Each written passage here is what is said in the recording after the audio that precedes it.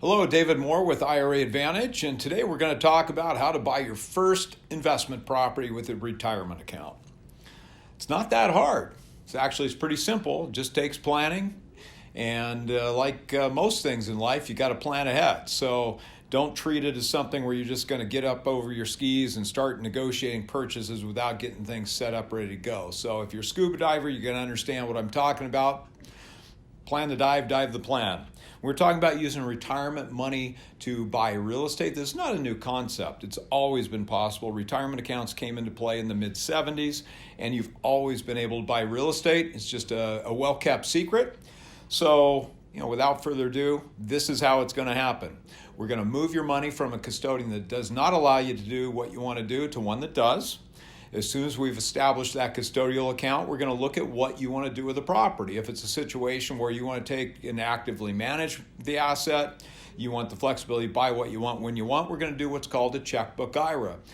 In the most basic sense, what that means is we're going to create an IRA-specific limited liability company that we're going to insert between the trust company and the ultimate investment. So the investment the trust company makes on your behalf is in the membership interest of a limited liability company you, the taxpayer, are actually the manager of. As soon as we've created this investment vehicle, you're just going to negotiate the purchase of that property just as you normally would, but you're going to be doing it in the name of the limited liability company that you're the manager of.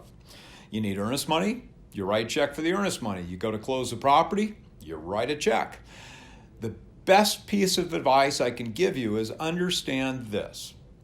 That property is not yours. Think of it as Susie down the streets. As long as you consider it somebody else's, you shouldn't have any issues. If you start thinking of that property as yours, you're going to have problems. So any insurance on the property needs to have a policy in the LLC's name and EIN.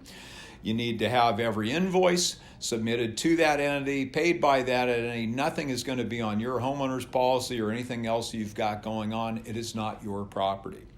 The only time it will become your property is if you take that property as an in-kind distribution someday in the future. Now, I just told you how easy it is. Now, it's also easy to screw things up because what happens is people hear they can do this and they get out over their skis, like I said. They want to go ahead, they find a property, all of a sudden they hear about this property they've got to get, so they go ahead and write the offer personally, and the broker will say, well, hey, the purchase sale agreement's assignable. Most of them are, so hey, it's not a problem. You go ahead, put the earnest money down personally, tie it up personally, then you sign over the plan, you think it's fine. That's not okay. That's a prohibited transaction. There's a benefit to a disqualified party there. So you've got to do this from the deal's inception in the LLC's name or the trust company's name.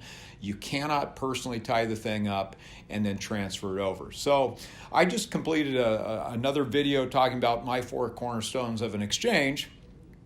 And I mentioned my sort of 2 pillars of IRA investment. And really, when we look at an IRA, we have 2 issues we've got to look at. What's a person want to buy and who are they transacting between or for the benefit of? So any transaction between or for the benefit of a disqualified party is a prohibited transaction.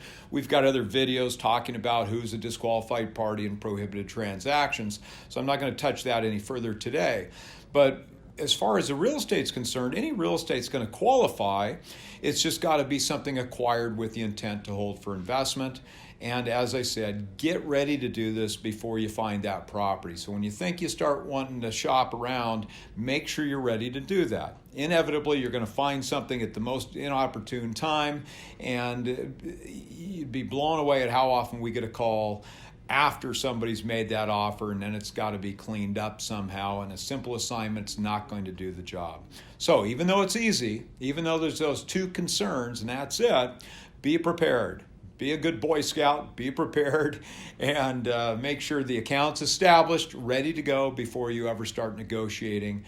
And I know the tough thing is, especially in the stock market like we're seeing right now, this is just for reference, we're talking January of 2020. Things are moving along pretty well. So, what happens is we might get accounts set up and you've got to decide how to fund that account, when to fund it. And it's hard to know when to go to cash in the amount you want to use. And I guess the one last comment I'll leave you with before signing off today is that this is not all or nothing. And any financial advisor, and we're not financial advisors, we don't give investment advice. We do not sell investments. We just provide the investment vehicle.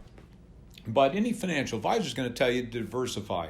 So I'm going to sort of say, hey, I'm going to just mimic what they say and understand that what you want to use in the self-directed world, take whatever piece of the other and use it that way. Don't move it all in the self-directed account. And I'll tell you why. Because when we're talking about IRAs and prohibited transactions, you buy Wall Street stuff, you can make a poor investment, but you really can't commit a prohibited transaction. So you're not going to damage the integrity of that retirement account.